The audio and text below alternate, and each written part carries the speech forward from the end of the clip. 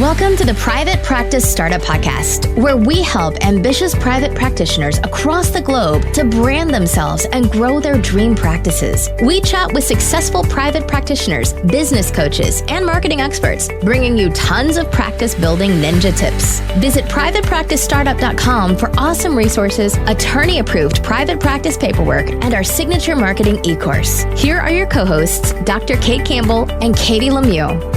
This is a little bit of a different format because we are technically doing a podcast, but we wanted to push it out to do a Facebook Live simultaneously so we could get you guys the information and the insider story and experience and really advice on how to prepare your practice for the coronavirus from Camilla Gamba. Gamba? Either way, in Italian it's Camilla Gamba. Camilla Gamba. We're going to say it that way. It's so much more beautiful. Yes. And Camilla is actually podcasting from Milan, Italy at this point. We're so grateful to have her here with us. She actually reached out to us a few weeks ago, right at the start of the coronavirus. And we had a podcast scheduled to hear about the preparations and how to prepare your practice. But then Camilla had rescheduled at that point because things got really scary. I had no idea it was going to turn out like this. I think I was just counting down. So 3 weeks ago, we heard that we had the first case near Milan. And that in 3 weeks now, here we are in total lockdown. So when I wrote to you, I kind of said, this happened, but my practice is sound and I'm ready to go with it. And then everything just kind of shifted and escalated really quickly.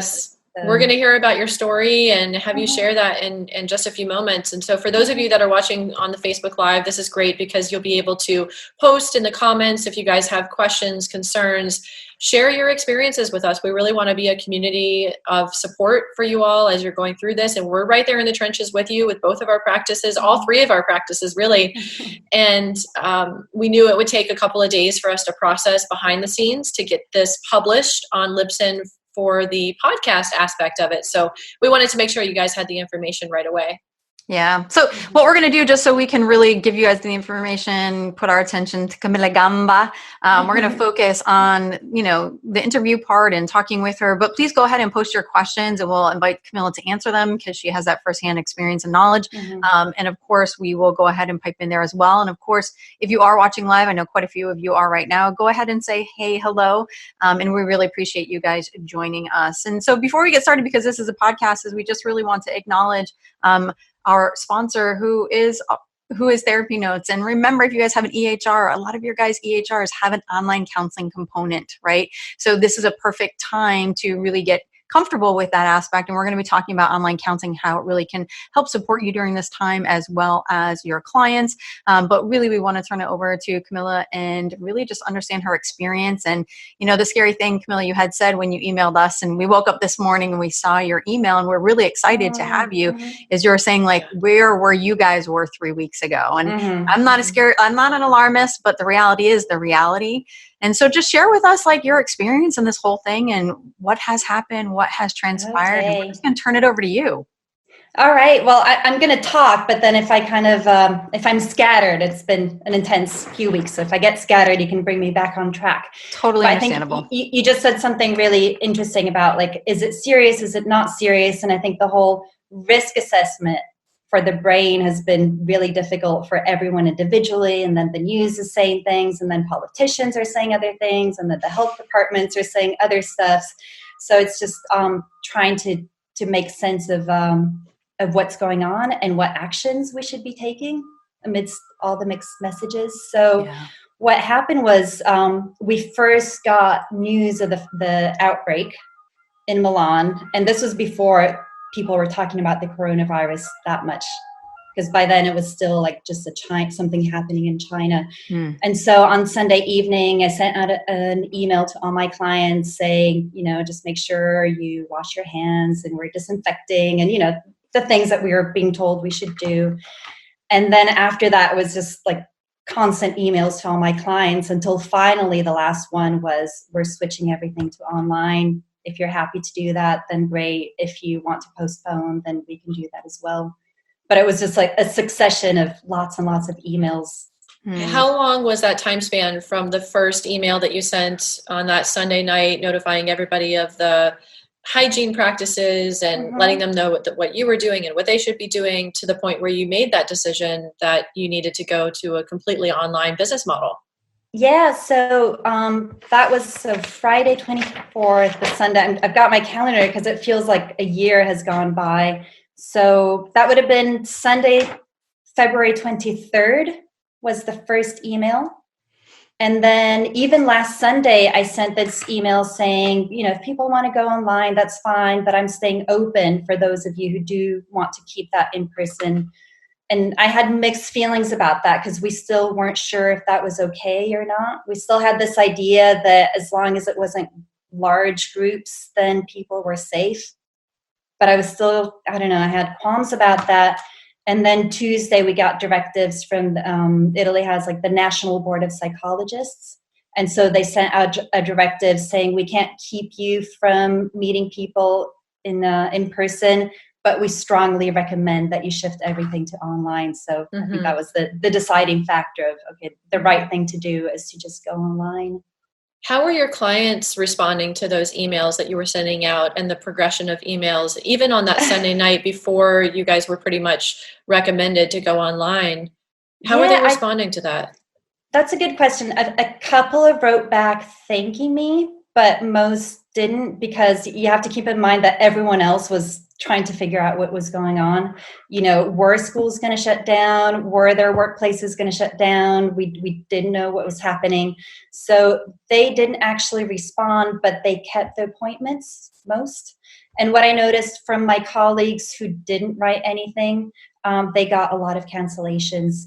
So in a moment, because in those few days, I think the same as what you're getting, you're starting to get emails from the school is closed and the gym is closed and your bank is closed. And, if your therapist doesn't write anything, then you don't know what's what. So I noticed that was one of the discriminating factors between getting a lot of cancellations and not getting cancellations, was just being really proactive. Even if it's just, we don't know what we're doing, but we'll let you know and we're thinking about it. I think that's already something good. Yeah. And as people were not canceling for you after you had sent those emails and you were giving them the option, what percentage of your practice was wanting to move to online, and what percentage was wanting to continue to come into the office and see you? Yeah. Actually, all of them kept coming in.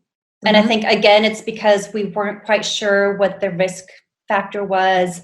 I think it's also important to keep in mind that it depends on your target group. So my target group is mostly like people, between like the ages of 20 to 45. Most of them don't have kids.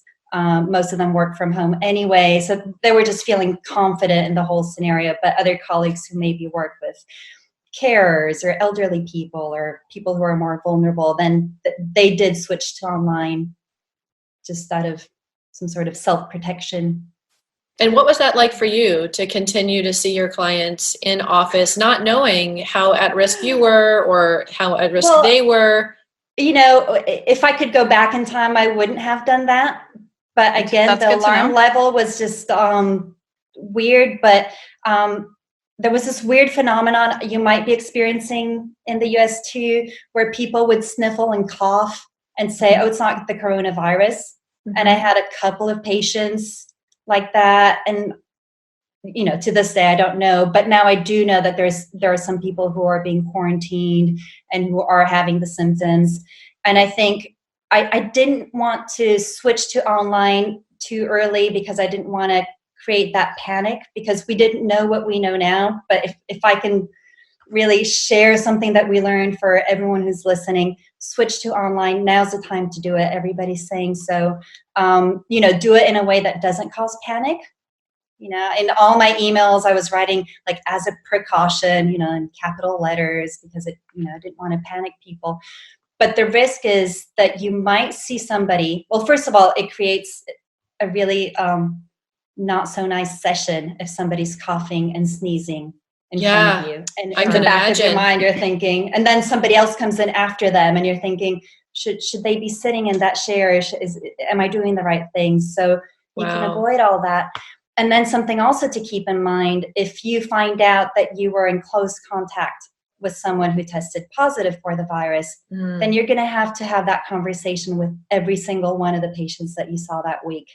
And it's just a difficult conversation to have, because you're forcing them then to self-quarantine for 14 days. Wow. So, yeah. Do you have clients that have had to quarantine? Yeah. So actually, one of the clients I did lose was a couple. And it can be very difficult to have couples therapy online. So we didn't quite do that. And then I had a lot of people who, because I work with international clients, a lot of people actually decided to go home. A lot of students that I work with, their parents asked them to come back home to their respective countries. And so then they were self-quarantining because of the traveling. Now, have you continued to have sessions with those who have wanted to continue therapy while being quarantined? Yeah. Okay, and in fact, this could go, like, we could have a whole episode on sessions while you as a therapist are quarantined and your clients are quarantined. That's a whole separate subject that we could really go into, or go into it now, whatever you want. But there's a lot to say about that too, that we're discovering as we go. And what would be, how long, just curious, how long before, like, what was your practice like before the whole coronavirus epidemic? Do you mean like in terms of numbers? Well, in the sense of, like, did you do some online? Because I know that you said you worked with international. Yeah, so I did. I'm just thinking off the top of my head. This was one of the reasons I reached out to you, because in the last few months, following all your advice, I was getting more and more clients. So I had like a full client load, and I was really excited about that. But I'd say I had maybe 3 or 4 consistently online. And because the people I work with, they travel a lot, then we would have like in-person sessions, and then occasionally we would have an online session if they were out of town. Gotcha.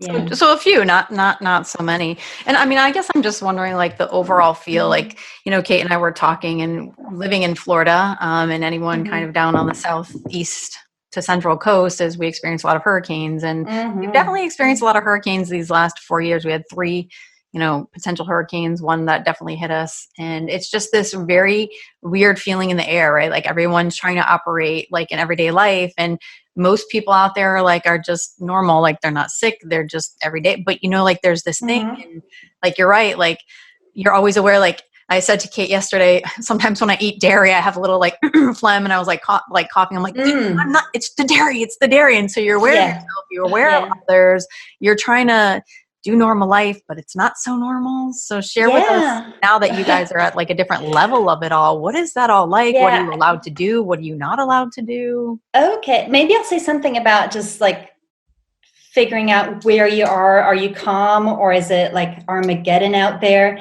And I think that the first few days was just a really bouncing back and forth between panic and denial.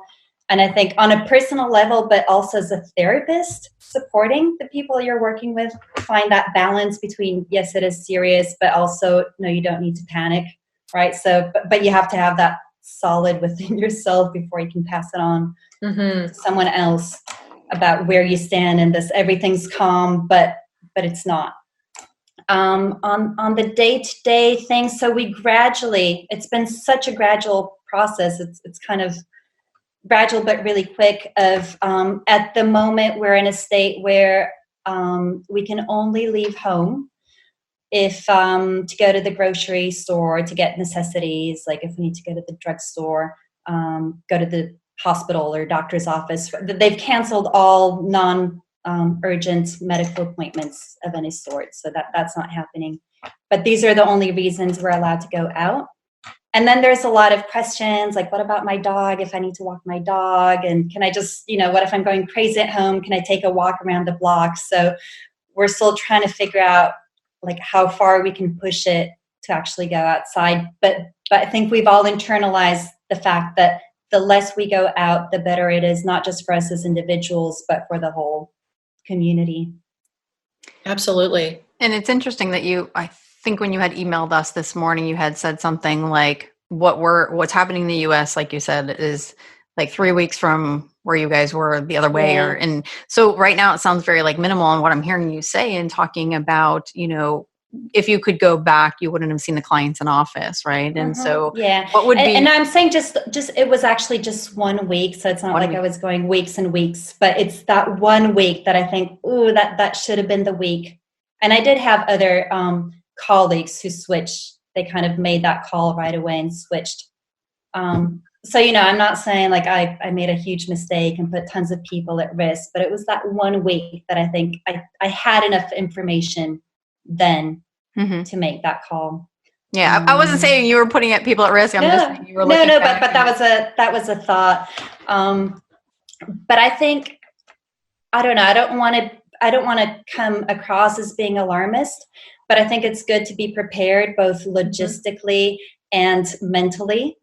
So I think if people can at least be prepared, if it comes to it, to have every session online, because that takes logistics, that takes communications. I was doing all sorts of back office stuff, trying to write to people about, Zoom or FaceTime or WhatsApp video and telling them about online payments, because most people pay when they come to the office. So there was just a lot of communication around that, which is kind of stressful. And then also the fact that now I'm working from home. I usually have even my online calls in my studio. So I kind of put lamps around to light up the screen. I did what I could with what I had at home, but just, if you have the time to prepare, do that.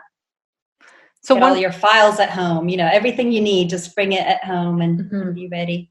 So one point, I just want to make 2 points. One is about policies and procedures, and then just a clear distinction. So just a reminder, guys, that Camilla's joining us from Italy. So many of you are in the US and are regulated by HIPAA. So they're different, right? So I know Camilla's talked about like FaceTime and WhatsApp, and you all know that you can't do that. It needs to be a HIPAA compliant platform, especially if you're in the US. And, one of the things, Camilla, that I hear you saying, Kate and I really talk so strongly about is really assuring that you have your proper policies and procedures in place. And if you don't, this is a really good time to get clear on what that looks like. I know Kate and I talk about that. And, part of that, the logistics is with online counseling, we always say, make sure you have payment, it's encrypted. They understand that payment will be done prior to. You can't chase someone down the office if their card is declined, things like that. So it's just a really good time to begin to look at the flow of your company, and is it working? And if it's not, go ahead and make those changes and communicate to your clients about it. So really balancing, being proactive with your clients and supporting them through this process, knowing that you can support and still serve them during this time, as well as looking at the ebb and flow of your own business is kind of what I'm hearing. Yeah, there's something else as well. I had new requests, so I actually onboarded new clients. So to have that ready to go, not have to make it up as you go. What's the procedure? Any documentation that needs to be signed, and in the midst of all this happening, then you've got your private life as well that you're trying to sort out. So just it is good to be sure that everything's kind of streamlined and ready to go. Tell us a little bit more about that, about the juggling act of dealing with all the unknowns, the anxieties, trying to organize everything in your personal life. And it's like the simultaneous process where you're going through the same thing that your clients are going through with all of these unknowns. We're all in this together. And yet at the same time, when you're with clients, it's almost like there's that expectation that you have to have it together and how to keep it together enough to have to be able to have those sessions when there is that anxiety. So tell us a little bit about that dynamic. It's been weird. I've had, one thing I want to say, and this is also something I wanted to share with you beforehand, was how important every message that you always give about self-care and having time for yourself and having a routine that's good for you and having all that in place. I'm very happy that it's been embedded in my mind. So even throughout this whole thing, there was no doubt that I needed to take time out. Unfortunately, my way of self-care is related to going to the gym and socializing with friends. And those are two things that were taken away. So it's kind of trying to quickly go into a new routine to make sure that you've got that personal space to kind of stay balanced. What is your new routine while being quarantined at home? I'm working on it. Actually, I moved in with my dad, partly just to make sure that I could look after. He doesn't need looking after because he's healthy, but he is in that category. So I'm like doing the grocery shopping for him, and we're just keeping each other company. So that's been nice. And then actually something really amazing, all this, people are getting really creative about socializing online. So we're having like dinners online and having drinks with friends online. And That's a lot of cool. like personal trainers are posting videos about exercises that you can do from home. And there's actually a lot of entertainment and even things like people going out on the balcony and making music for their neighbors to hear. So it's just, it's been interesting shifting that.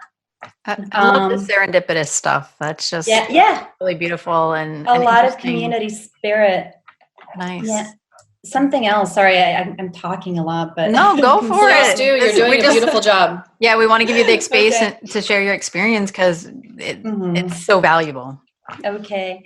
So one thing I did in the weeks where things were escalating was I stopped watching the news or I would tap in just very minimally, but I did stop as much as possible watching the news because I could just feel it in my body, the anxiety rising. But I did check regularly, like the government sites and the, any medical site, the kind of institutions, and see what updates they had to make sure that I was informed. But in those weeks, the media was just not part of my routine because it was too much for me to handle. Yeah, it really is a lot. The media frenzy and all of the anxiety, I can feel it in my body and my chest. I have a 2-month-old baby at home. He's actually sleeping in the other room right now as we podcast with the nanny who's there. And when I'm up in the middle of the night feeding him, I'll often scroll on Facebook. I'll read articles and whatnot just to kind of like pass the time. And now it's like toxic. I can't even do that because it's just too anxiety provoking and it gets my thoughts going and I can't go back to sleep. So I completely understand that. It's important to be informed, but also to not go down the rabbit hole with all of that. Yeah, exactly. Because then there's also the phenomenon of information overload, and you're getting all this information and some of it is conflicting and your brain is trying to work it out. And I just kind of set that aside. So this is my new routine. But something about having sessions, I think last week, when we were still in the midst of figuring things out, was quite stressful. And a lot of my clients were in transit. So shifting sessions and my calendar was all over the place. But so that was hard. But this week we know, okay, we're housebound. This is what's happening probably for another few weeks. Some people are saying months. Okay, kind of forces you to live in the moment.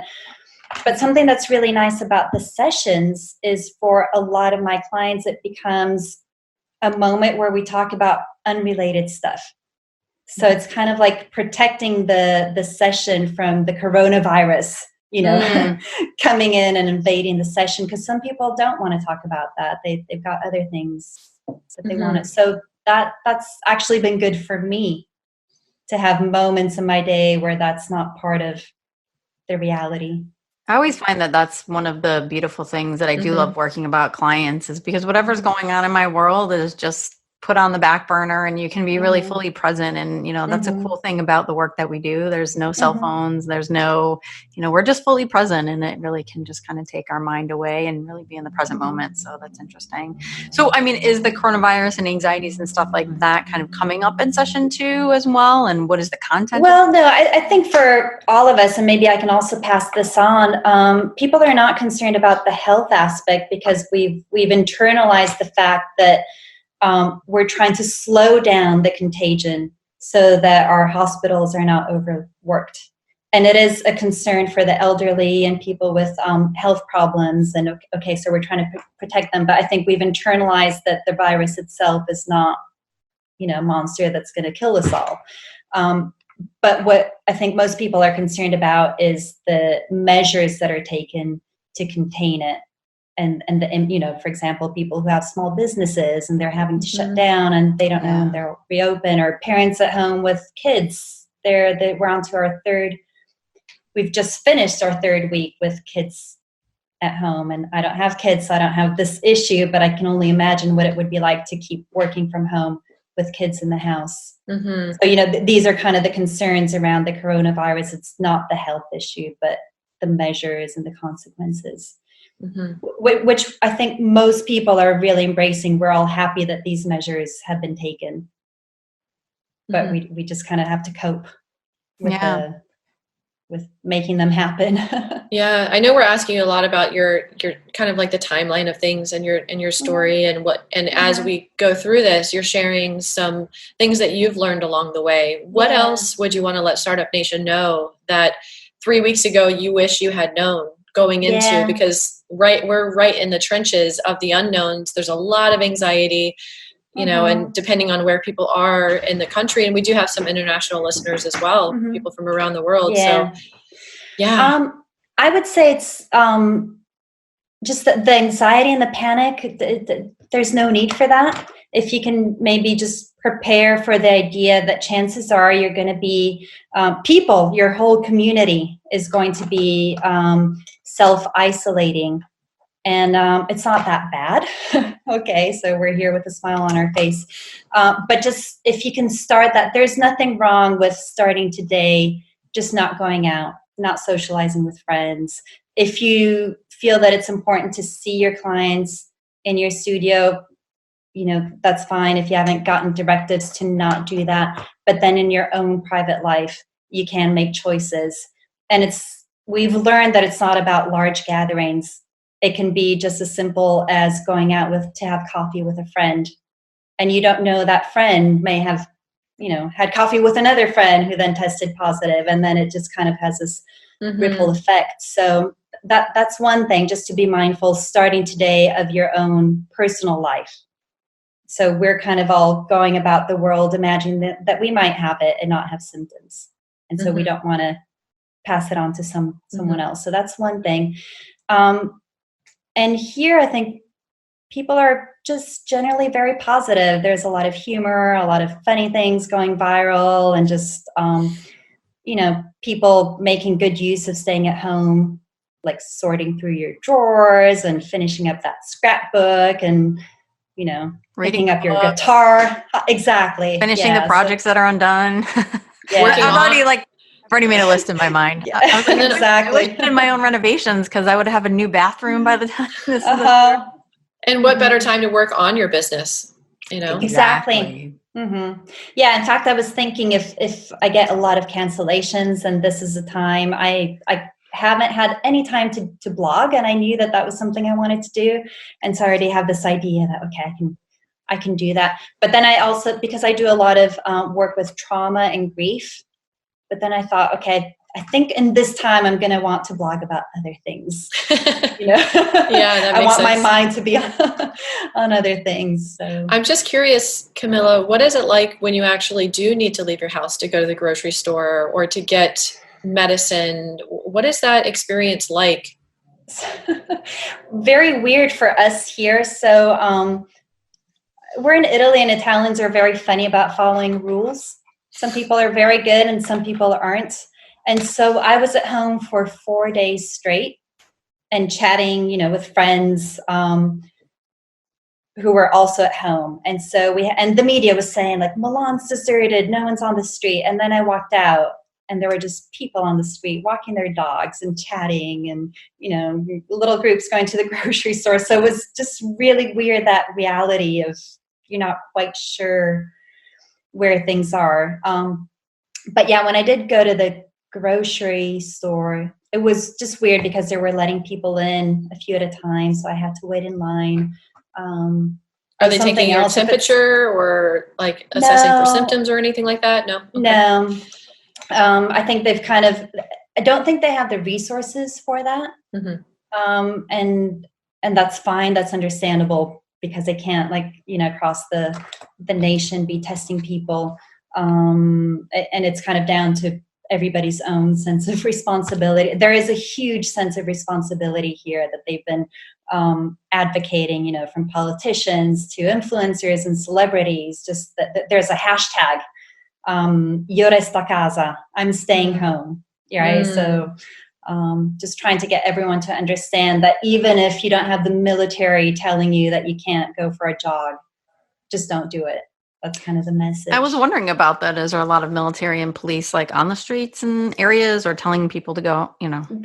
There's bits, but they're here and there. They go around. It's not like we're not a militarized country, so there's not that much law enforcement around, to cover every street.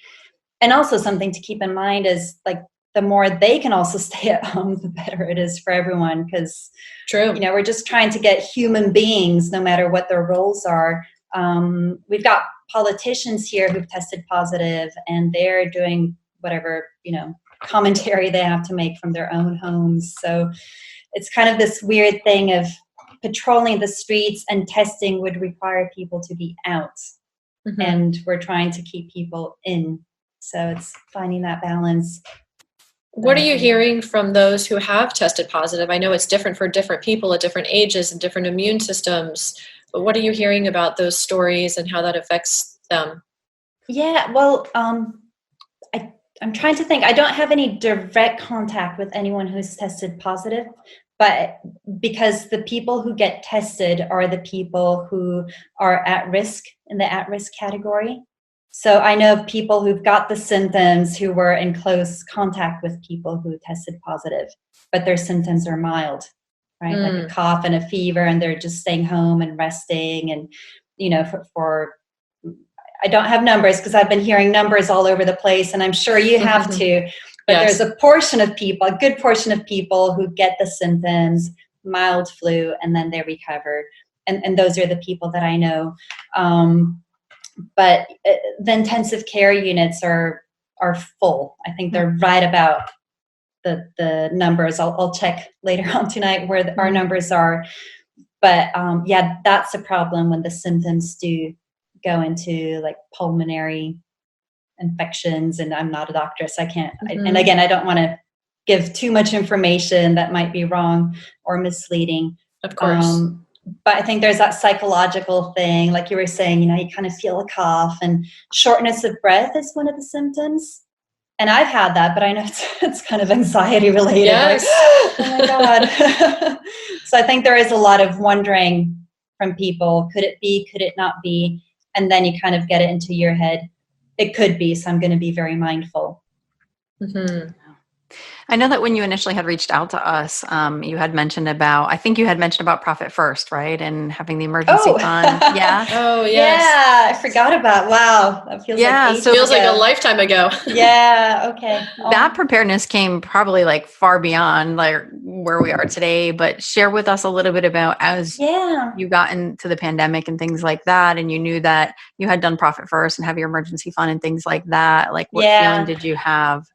Actually, I was, I did all my homework very diligently. So whenever I listen to your podcast, and I've been listening like to everything since about, April, May of last year. Mm-hmm. And so I've got all these Excel spreadsheets, nothing fancy, but each kind of episode has its own Excel sheet. And I had the Profit First Excel sheet. And I also have different like fee settings and how many cancellations I could get before I have to worry, and what the break-even point is for my practice. I had all these numbers. So what I did, again, going back to the Friday, 21st of February, where we had the first case, then super high escalation, then the first email to my clients saying, we're going to be mindful of practices.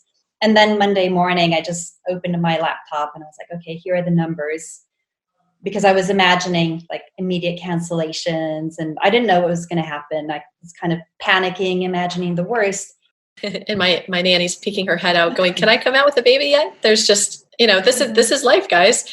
And this is part of what it would be like to be working from home. And I guess having telehealth and, the baby, the kids in the other room and that sort of a thing. And Camilla, it's been so helpful to have you on today, just hearing your stories and your journey. And there's that sense of like, relief for a lot of the anxiety that I know that I'm experiencing with the unknowns. I tend to be someone who likes to feel like things are in control, and obviously I can't control anything outside myself, but having a newborn in the house and a lot of people in my family who are in the at-risk category, it's the unknowns of how this will affect people. And then also being the owner of a group practice with a team of 20 clinicians.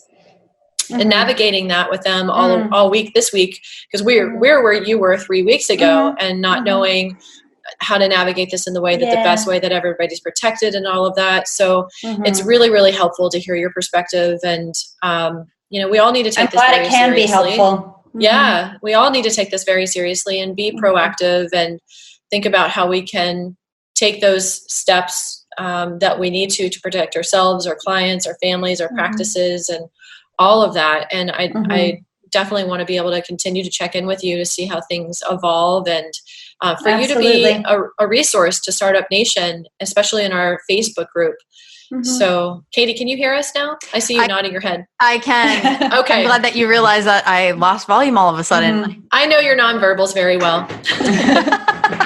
That's what happens when you have a really close, awesome business partner. Yes, I was like, it just went out like nowhere, and I'm like, I can't hear.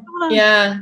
And before we bring things to a close, Camilla, what would be like the main takeaways that you want our audience to take away from your story today? Okay.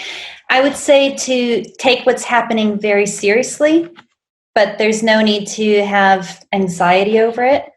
There's another trending hashtag in Italy. It's andrà tutto bene, and people are hanging this outside their windows, drawing it on sheets, and it means everything's going to be fine. Okay. And we are a community. And it can be your local community and your group of therapists and your town and then your nation. And now I think we're realizing that we're a global community. So if you're struggling in all of this, then reach out to someone or everyone, right? Because we're definitely all in this together. I love to hear you say that. I got goosebumps, and the Italian language is just so beautiful to hear you speak it. It's just gorgeous. It is. Good. Yeah, Katie, anything that you want to share? No, I appreciate you kind of bringing this kind of like a sense of, you said like, take it seriously, but don't be panicked. And it's like, well, that's contradictory, but just kind of like hearing you talk and just having peace with it. And, knowing that there's really beauty in all of this. I think that's really important, but also really being proactive. And I know that, we had talked about this being a simultaneous live Facebook and podcast. And because we were all like kind of scrambling and just trying to get on the platform and make sure we were recording, I know I didn't fully introduce you. So I just wanted to share a little bit about you at the close, right? So Gamba is an Italian-American psychotherapist working in Milan. Obviously, you heard her story today and her contribution to really helping us. And she's passionate about psychology and different cultures. She's bicultural family and has lived in California, Italy, and London. And she practices in Milan, as you guys have heard, working with people from all over the world. And her primary focuses are culture shock, trauma, grief, and relationship issues. And we just so appreciate you being here today with us. Yeah. Thank you for having me. It's been a treat for me. Absolutely. To do this. Thanks for rolling with the punches. I know that we pull you into the Facebook Live. You're like, oh. No, that's how these weeks have been. Just take things as they come, and it's good. Thank you. And one of the additional ways that we want to be able to support you, Startup Nation, I know we've been talking a lot about the online counseling, telehealth, and moving in that direction as a way to protect yourself, your clients, and your families, and all of that. And it's just, I'm sure it'll be a different time depending on where you're located and whatnot, and what populations you're working with, and whatever you decide is right for your practice. But we wanted to be able to offer a resource, which is our attorney-approved private practice paperwork. We have specifically a technology-assisted counseling form, and it's a consent form that's really important to use if you're going to be doing online counseling of any sort at any time. And we want to be able to offer that to you guys, along with an online course that we have recorded specifically for online counseling called Tips for Tack. It talks all about the best practices for online counseling to really give you guys the tools that you need to get through this time. And we're going to offer a special discount for just for the, we love you guys, and we want to be able to support you for everything that you're going through. That's with the code BEWELL, BEWELL. BeWell is the code for $20 off of the technology assisted counseling form. So we will make sure to put the link for that in the show notes, along with all of the other resources. And then for those of you watching live on Facebook, we'll put the link in the chat below. And we just hope you guys stay healthy, stay as informed and as calm as possible during this time, and know that we can get through anything together. And we're here for you. We're right there in the trenches with you, going through this with you.